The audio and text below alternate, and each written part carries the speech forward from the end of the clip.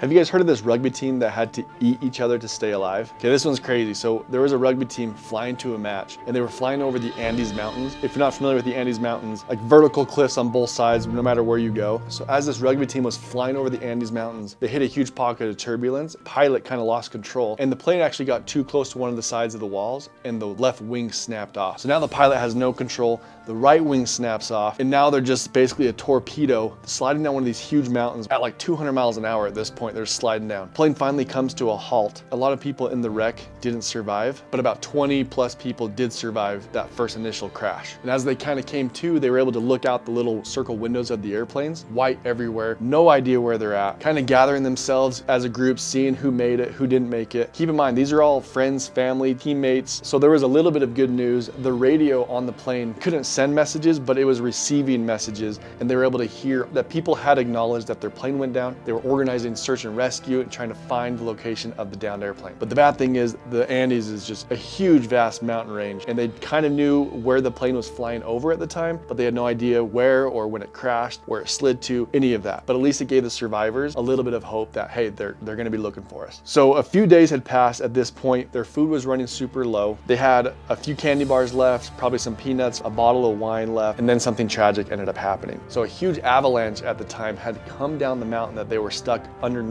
and covered their plane completely. 8 of the 20 plus survivors ended up suffocating and passing away from that avalanche, but the rest, there's about 16 rugby players left. They were able to dig their way out of the snow. Food has completely run out, and at this point it had been weeks. These 16 players got together and they had to make probably one of the hardest decisions of their entire life in order to survive, and that was to actually consume the people who had not survived the wreckage. So with heavy hearts, with tears in their eyes, keep in mind, like these are friends, family that you had just been laughing with a couple days before, and now you're having to make this crazy decision like, and this is my only option. So at this point, it had been a few months, and 2 of the rugby players were thinking like, you know what, if we stay here, we're dead anyways. If we leave to try to climb out of this, we're probably not gonna make it, we're probably gonna die, but at least there's like somewhat of a chance. So 2 of the rugby players decided to leave their team behind and go try to find help. For 10 days, climbing, trying to get rescue, and on the 10th day, as they were about to give up hope, they saw a man on a horse. So this man on a horse was able to rescue them, get help, get a rescue helicopter, which flew into the wreckage, ended up saving all 16 survivors.